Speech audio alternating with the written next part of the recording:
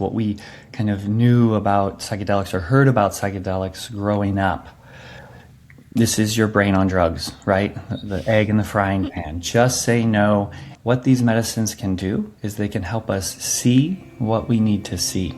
They can help us feel what we need to feel. Welcome to The Details with Allison Kahler, a space for real divorce stories and grounded conversations with experts, helping you find clarity and courage as you step into a future that may look different than you expected and better than you thought possible. My guest today is Dr. Nick Brüss. Dr. Brüss is a therapist and researcher, and he was a clinical supervisor on the groundbreaking FDA clinical trial of MDMA-assisted therapy for PTSD. He's a leader in psychedelic-assisted IFS therapy, which combines ketamine-assisted psychotherapy and internal family systems, which you may have heard about as parts work. This is something I've personally been really curious about as it relates to healing during and after divorce, so I'm excited to share our conversation. Let's get into it. Welcome to The Details, Dr. Nick Brüss. Allison, thank you for having me. I'm so excited just selfishly for this conversation because I know I'm going to learn so much from you on a topic that's of personal interest to me, which is psychedelic-assisted therapy and internal family systems, or IFS work. So before we dive into all of those individual pieces and what they mean together, I just want to start with orienting our listeners to why this might be relevant to people that are navigating challenges in their marriage or rebuilding post-divorce. Yeah, so while I don't specialize in divorce legally or logistically, I do work with people with what comes up internally that divorce often brings up. I would actually say, this far in, I would be curious or suspicious if somebody wasn't noticing things coming up around divorce, things that maybe trace back to childhood. So helping people understand what's arising in them and being able to give them language and practices to work with that instead of kind of being hijacked by just one aspect of themselves or kind of being in a battle with themselves or with their spouse. You leverage psychedelics in some of the work that you do, but not always. But tell us a little bit about how psychedelic-assisted therapy works for the kind of novice listener here. Sure. And it takes a little backdrop, which is, and we chatted a little bit about this, what we kind of knew about psychedelics or heard about psychedelics growing up. This is your brain on drugs, right? The egg in the frying pan. Just say no. And I personally associated psychedelics kind of with all the other drugs, that this is either what will make you crazy or it's what people, there's out of a controlness to it. And there's some fear involved with it. And I don't want to be a part of that. As a college athlete, I really kept a distance from that.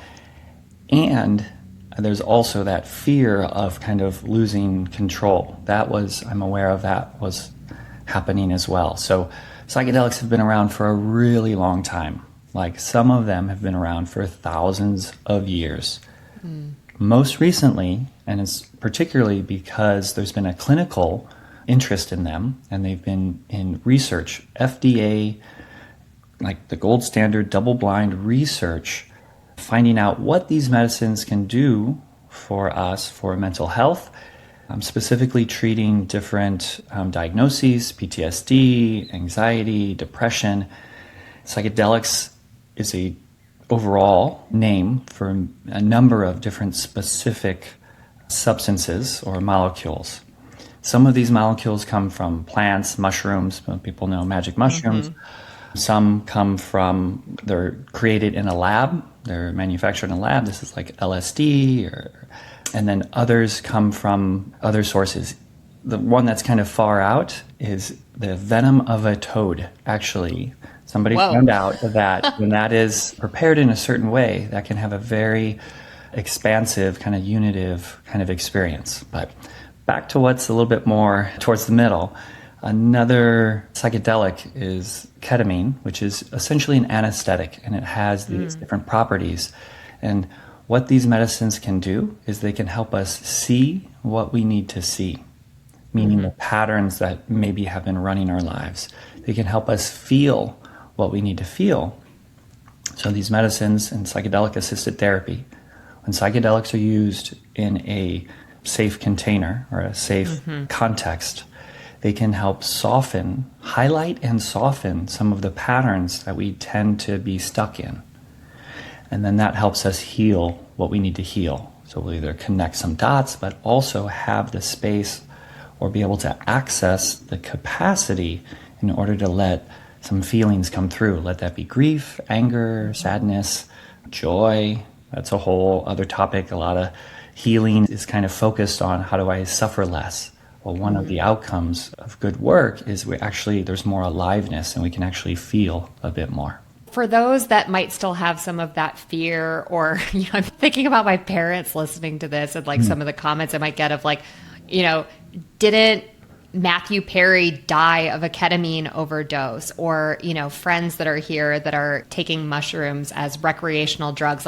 How do you distinguish the use of some of these, as you termed, medicines in a therapeutic context versus what we might see in some of the headlines about how these things are maybe misused? Great question. And it's important to kind of name some of the headlines. So it's my understanding that Matthew Perry died from drowning. He drowned. He was in a hot tub and he took medicines that knocked him out. Yeah. There are a lot of medicines that could knock someone out. The reason I call them medicines is because they're used in conjunction intentionally towards healing. And it's a major distinction because it really highlights how we're relating with the medicine. Generally speaking, we do many things throughout the day that are either moving us kind of toward our direct experience of being here or trying to get away. Many things we do, enjoyable, some of them, are trying to get away from what our direct experience is. And when these medicines, when these substances are used in a safe container or a proper context, and that includes kind of the set and the setting, what's going on inside, what the intention is, what the literal environment is around someone. And this also includes dose of the medicine. These medicines can help open us, again, to kind of these patterns. And when the intention is to see and notice, this can be, used in a safe container, can be an accelerant towards our healing. Yeah. And I know personally, I tend to skew high on the control freak spectrum. And when you spoke about some of the fear that people might have around losing control in that situation. How do you help get someone comfortable to start on this journey and to step into it? And is there anything that you need to do to sort of pre-regulate yourself to be ready for these things to be impactful? I just imagine myself gripping a seat of my chair and being what's about to happen to me? Yeah, so you're not alone in that. Yeah. And it is so important. It is part of that container that I just spoke of, what's the context for the best outcomes. Part of that is preparation. So we could get into preparation, navigation, kind of when the medicine is happening or a medicine session, and then integration, which is an ongoing thing.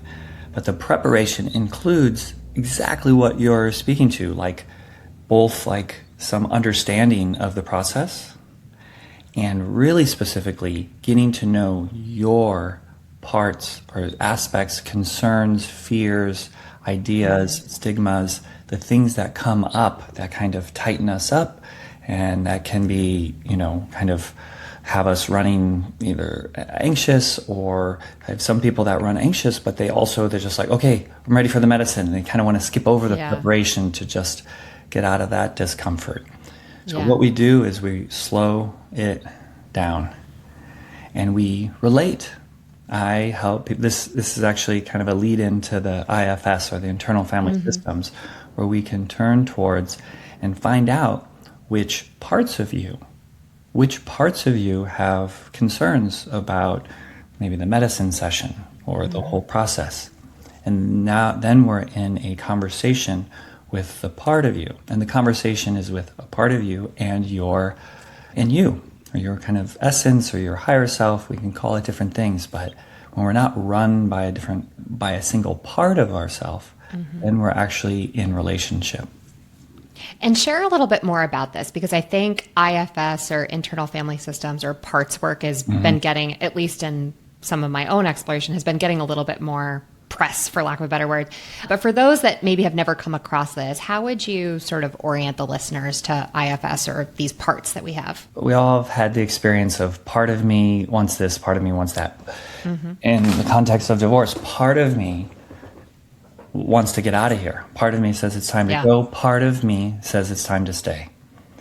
So IFS, internal family systems, doesn't just say that, oh, that's just a phrase that we use. It's actually how we relate and experience our mind. We experience ourselves in parts.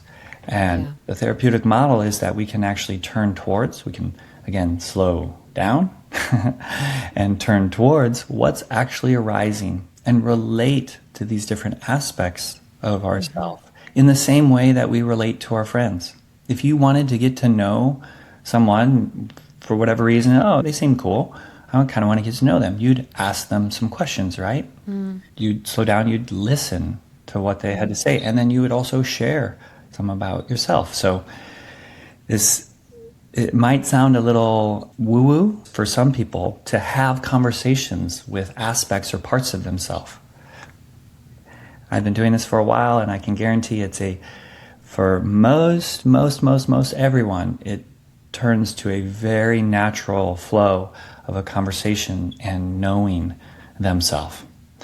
One other piece I want to name about IFS, which is not only are we made up of parts, or we can access and be in relationship with, we can talk to and find out what the fear is of different parts.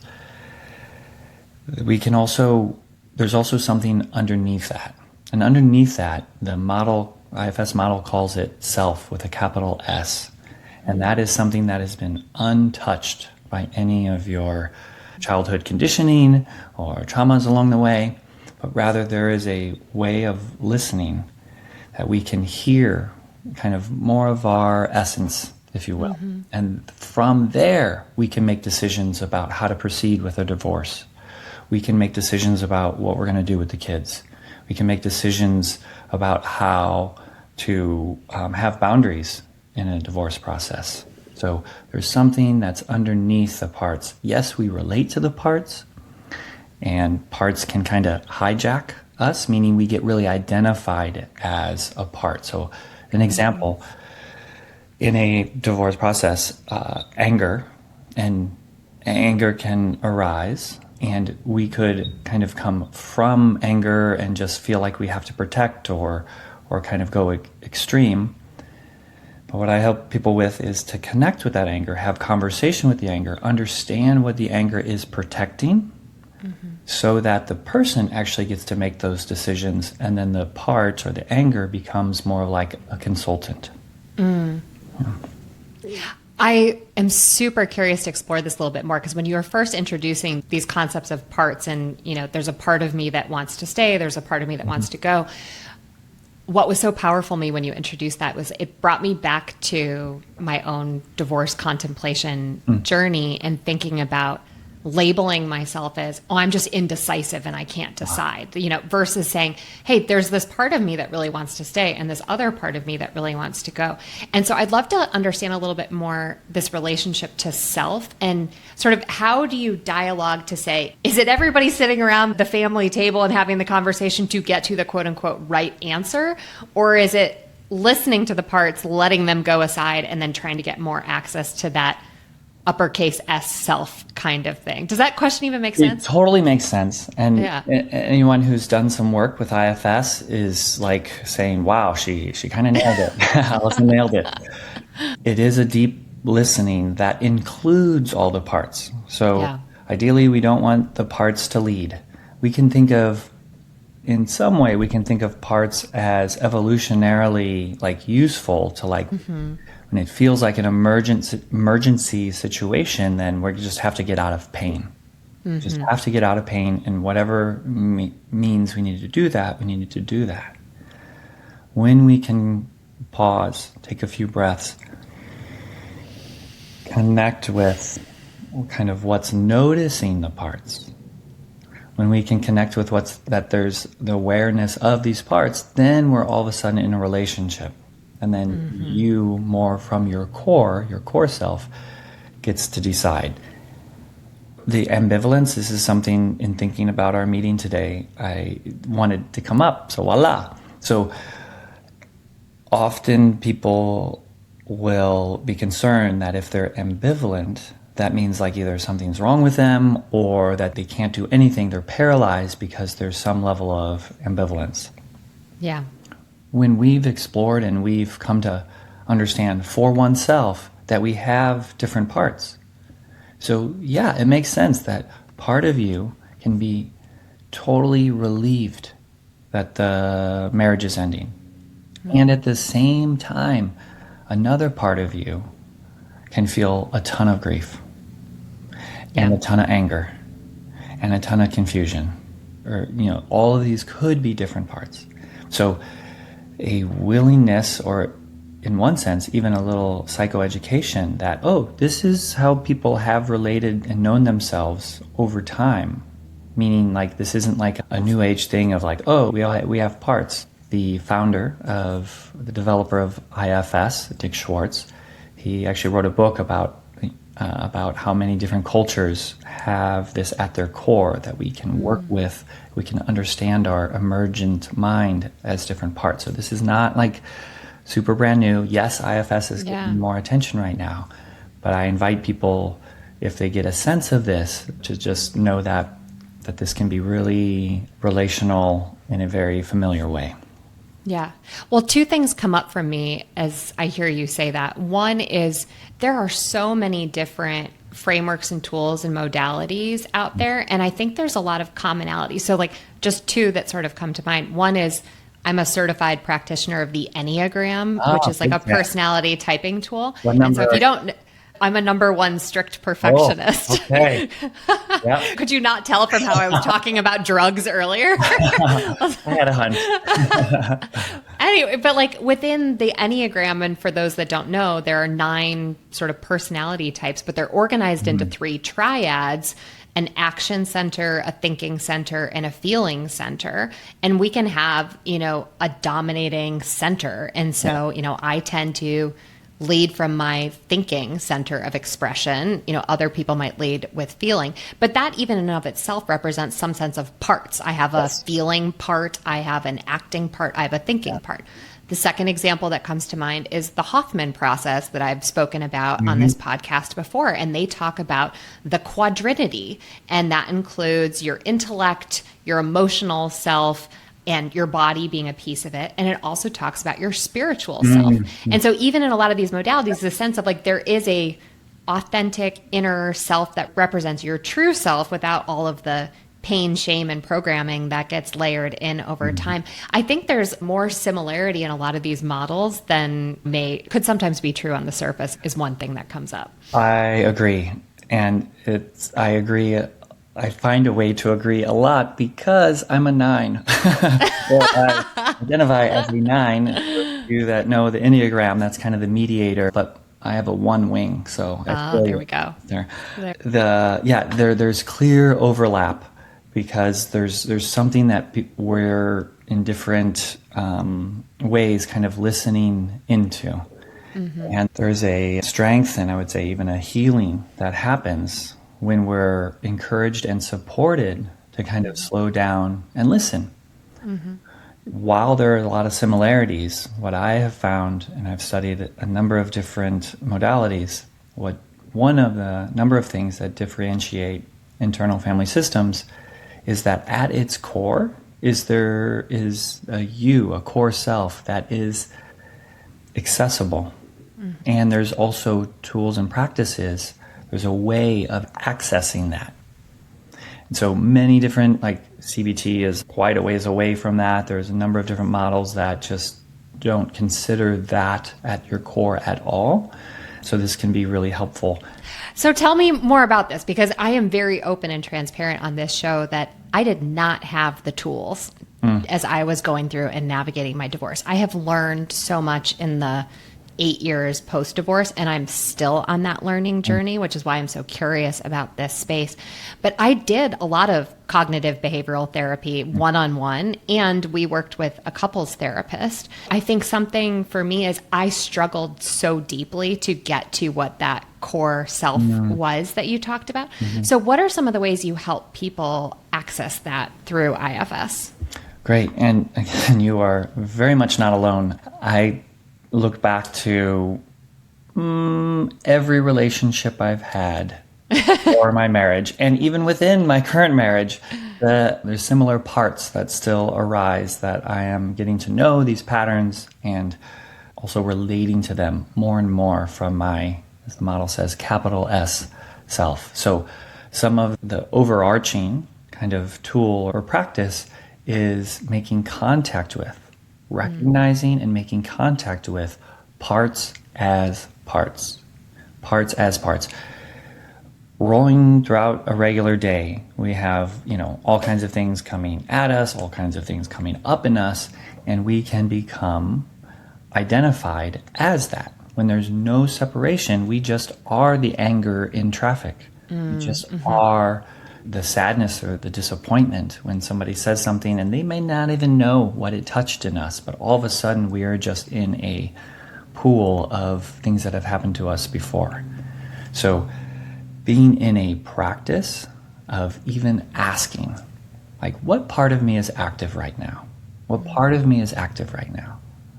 And I've checked into your podcast, and I think there's a question coming at the end around a takeaway, but I kind of want to spill it now. If we can ask when we're feeling somewhat activated, if we can ask what part of me is activated right now, that's one. And then the other half of that might be, and what is this part? You don't have to figure it out with your mind. You can, this might sound strange to some, but you can actually ask inside and then just kind of listen, wait, feel, and answer. Asking the question, what's it concerned or what's it fear would happen if it didn't take over or if it didn't do its job? So we can ask what part is active right now and what's its concern would happen, or what's it's afraid of, or what's its concern would happen if it didn't do this job. Yeah. From there, like individual work more looks like getting really specific with that. We kind of map out people's systems, and surprise, surprise, a lot goes back to childhood. I work at the intersection of psychotherapy, but also coaching, and of course with psychedelics. But when we were young, we took on patterns because we had to. We learned about relationship from a dependent position in relationship. Could you imagine standing up on as a 5-year-old and letting your parents know that I have a boundary? There's going to be no more of this or that, right? It doesn't quite work that way. So we have to adapt, and some of the adaptation then becomes a bit of a prison or a limitation in our adult relationships. And ruptures, even just a rupture in a relationship or a divorce, actually it goes beyond that. A loss, a great thing happens. You kind of get the thing that you've always been striving for, and then it doesn't match kind of what we had imagined or hoped. All of these can be events that stir things in us that want or need our attention, or it would behoove us to get to know what it's bringing up. Yeah. And I want to come back to something you said earlier, which was, asking and seeing which parts feel activated, but not relying on your brain to think through the answer. And I want to come back to this, I imagine, is where some of the psychedelics may help us tap into some of those things, because a lot of the people I know live 99% of their life from their neck up, right? It's all like, what is my brain thinking and telling me? So tell us a little bit about how you tap into that without your brain. Literal goosebumps. Let's look it through a deeper, better, a different level by asking that question. So first, I'm going to respond without psychedelics. No psychedelics. Yeah. When we slow down and get curious about what's arising, we have already kind of disrupted or interrupted what would be an automated survival process. When people hear the word survival, they might think, I'm not getting attacked by a bear. Right. It should be okay. And the thing is, some of what was conditioned in us or programmed, it was survival stakes. As a baby, as a young person, as a child, we are dependent on adapting to our environments. And with even the most loving situation, we still run up against just the humanity of having things that we don't want, wanting things that we don't have, and not being seen for our fullness. The most well-intentioned parent in the most available parent, we're just complex, always developing individuals. So there are things that come up when there's a rupture or a divorce. And so it helps us get to know what's here by asking. It's a different framework than most. Sometimes people go to therapy and they're like, all right, here's what's going on. Fix me, or tell me what the insight is. Insight alone is not, it is helpful. We need it. It is really useful to know. It's like, oh, so you, as a young child, would run to the window when your dad got home. This is not you, Allison. This is a different... Just to be clear. Just to be clear. You would run to the window and you would have to watch, or you would watch really diligently how your dad was walking in. If he was swaying, better go hide. If he was walking straight and kind of upright, okay, great, dad's going to be available. Yeah. So we tune in and we have to create. And then the way it rolls, the way it goes is that then that gets extrapolated. It's like, oh, I really have to see and find out if people are trustworthy or safe, or they might blow up at any time, or in any number of things. That's one of many examples of ways we kind of tune in as kids.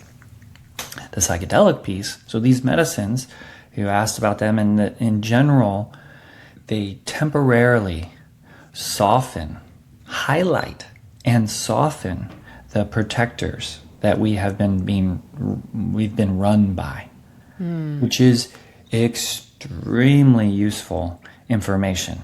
So someone can sit in therapy and they can have an insight, yeah, I know that's why this happened. Sometimes a psychedelic medicine can help someone experience and even relate to these parts of themselves that have been carrying these limiting beliefs for a really long time. Mm-hmm. There's no guarantee. Psychedelics are not for everyone. They can be destabilizing. And unfortunately, they're not widely accessible legally yet. Though the ones that are, and as they become more and more so, and if someone finds a container that is safe and trustworthy, and by the way, I'd love to follow up with just a list if someone's looking for a provider, questions that your provider should be asking you, and that would be great for you to ask them. That's as great. Far as a kind of a harm reduction and for those interested. So we can relate to, or the medicine softens some of these patterns so that we can actually get into a relationship with them more. Yeah. I'm curious if you can share a few examples for what some of these parts might be for someone who, again, this is still new. It's okay, great. I get the concept of the parts and the core self, but what are some examples of those parts that need to be softened? The most popular, the one that if parts had an Instagram account, it would have 1 billion followers, is the inner critic. So we all tend to be able to relate to a part of ourselves that's critical. Some can be harsh and nasty. Others, my inner critic actually models some of, just from earlier on, it was more of a kind of a dismissive or just lack of attention that can come out as an inner critic. Yeah. So that is kind of the most popular part. And I actually want to use that as an example. So you might notice that, I've got this kind of voice or this sense that comes up that's I'm not doing enough, or I'm too much, or I'm not enough, or wow, why did I do that? Or if I would have done that differently, then everything would have been okay. Around that can be other parts, that are then maybe critical of having an inner critic. Or another part that can just be sad. It's like, wow, why am I so hard on myself? So parts tend to show up as, they can show up as thoughts, sensations, emotions. We can kind of, as we get to know them, they can kind of take on, or they have their own personalities. Here again, I slow down because some people are like, I think I just have one personality. And I am suggesting that you have different aspects of you that have different personalities. Find out for yourself. Don't take my word for it. But you might have, and I'm thinking of you now as identifying number 1 on the Enneagram. There can be some like some fiery or some really clear parts. There can be other aspects of you that seem like they don't fit into that one type. I'm curious, does anything come to mind for you? Yeah. So, I mean, a few things, since we're on the Enneagram topic, the core vice of the 1 is anger, which the first time I heard that, I was like, that's ridiculous. I don't get angry. I don't get angry. And the instructor was getting angry was getting angry at the idea of getting angry. Yeah. But she said, well, do you get frustrated? And I said, yeah. And she said, well, the reason why 1s don't show anger is because the core motivation of the 1 in the Enneagram is to do the good and right thing. And it's not the good and right thing to do to have an angry outburst, but it doesn't mean I don't feel it, right? So even in that instance, there's this, I've heard it differently as the controller part, right? And so it's I have this angry part of me or this frustrated part that is feeling some sense of emotion, but I have this controller part that is saying, you can't show that and you shouldn't be feeling that. And it's very judgmental of that other part. So yeah, I think what you've articulated, it's it helps articulate in my mind the sort of mental gymnastics that can go on. Yeah. And I think there's that Disney or Pixar movie that's about all the different emotions. The name is escaping me. Inside Out. Yeah. So I think that's a perfect illustration of this, that's illustrating more emotions rather than parts, I think. But this concept that they can have different personalities is really brought to life through these characters in that movie. Absolutely. You want to know about IFS? That is a film that will accelerate that understanding. Yeah. The model holds us different ways to work with these parts. And actually, I'll say a little bit more about the IFS model. There are a couple different types of parts. So there are generally managers, firefighters, and exiles. The managers are what most people kind of identify as in a way you just did. Or you might say oh, this is just kind of how I am. I'm like this. Yeah. These are the ones. Managers are proactive. They are looking out to try to make things go well. I'll get to kind of why they're working so hard, but they're they're very productive. Sometimes, yes, the inner critic tends to be one of them. People pleasing. Yeah. If you think about strategic or proactive forms of anxiety, even low level depression can be well, if I don't get too excited about things, or if I keep low energy, then in some way I'll proactively stay safer. Those are managers, they're proactive. Firefighters are reactive. So they're reacting to something that's coming up. And what managers and firefighters are both protecting against is kind of this third category, which is called exiles. So these are the youngest, most vulnerable parts of us. You can also think of them as kind of the limiting beliefs that we've maybe been on. Of I'm too much, I'm not enough, I'm unlovable, something dangerous, something bad is going to happen. Shame, oh my gosh, shame is a huge component of most exiles, or many exiles. And so the managers and firefighters are protecting from that coming up. So imagine a 5-year-old who took in from their environment that anger was dangerous. If that 5-year-old expressed anger, they were going to get outmatched with more anger or just disconnection. So they might be overpowered, or they might be left in that. So they evolutionarily, adaptively said, okay, well, we are not touching anger. And then we find ways within ourselves to not touch it or not feel it and make it bad or kind of wrong, or make ourselves wrong for it. So managers go to work to we're not letting that come up. Or firefighters, when you get the challenging report at work, or a friend says something that doesn't match your own experience of yourself, or they let you down, or there's some hurt or some pain. When there's some pain, anger is one on the short list of things that may come up, just being a human. Yeah. But if it's become dangerous to one person, or according to some firefighters, a part of us, that anger is bad, then the firefighter is going to rush in and try to extinguish the flames. It might do that by rage. It might sound funny that rage actually covers up anger, but there's some expression that kind of wants to drown out that concern of that part coming up. Yeah. And then the third is exiles. So these are the ones that were kind of cast out that I mentioned, or was referring to. So these are the youngest, most vulnerable parts that they aren't actually kind of protecting us. They are the ones that need protection. If this is, I'm kind of imagining your listeners just like, what's this guy talking about? My managers, firefighters, parts. Just know that the system tends to organize itself in ways to keep us safe. Yeah. Based on some of what we were exposed to growing up. And there is a path towards understanding, knowing, relating, not just insight, but actually being in relationship. Like I'm in relationship with he's about a 7-year-old part of myself who was sequestered out because the situation called for it. And my relationship, one of the practices I'll do is I'll take a few minutes and I'll just kind of check in inside with myself and check in. And this creates more and more space, more vitality, because the managers and firefighters, my system isn't having to kind of keep it pushed down. Yeah. Visual is like a beach ball in a body of water. It's like it takes energy to keep it down. Yeah. And it tends to pop out sideways. Yeah.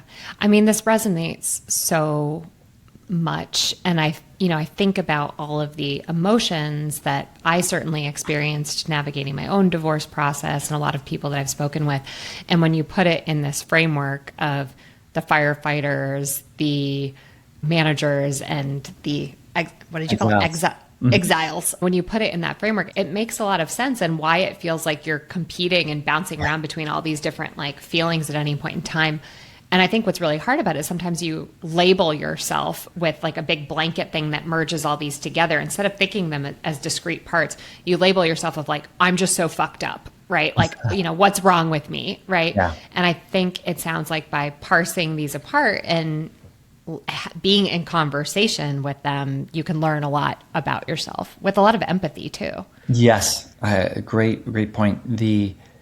When we do the courageous work of slowing down and turning towards what's actually here, which is different than kind of just letting them rip and run the show and who's to blame. That can be outward, that can be inward. Who's the villain in this? Who's got it wrong?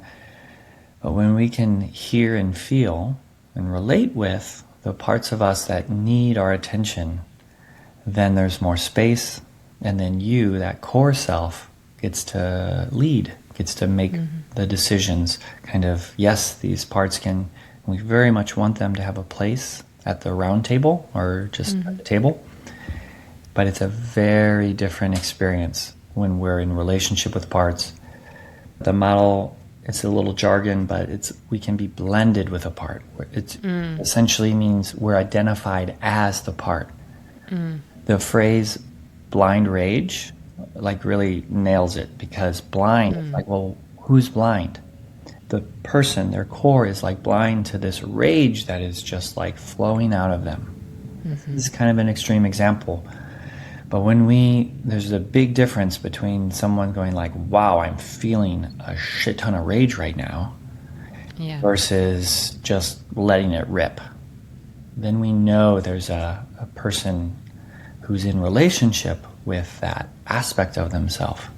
As we start to wrap up today's conversation, I imagine there's no congratulations, you've reached to the destination, you're done with the work, right? This is an ongoing thing. But what are some of the breakthroughs that you've seen people have through this work, with or without psychedelics? Yeah. And what's your wish for people that are embarking on this type of journey? What do you hope they get out of this work? Great.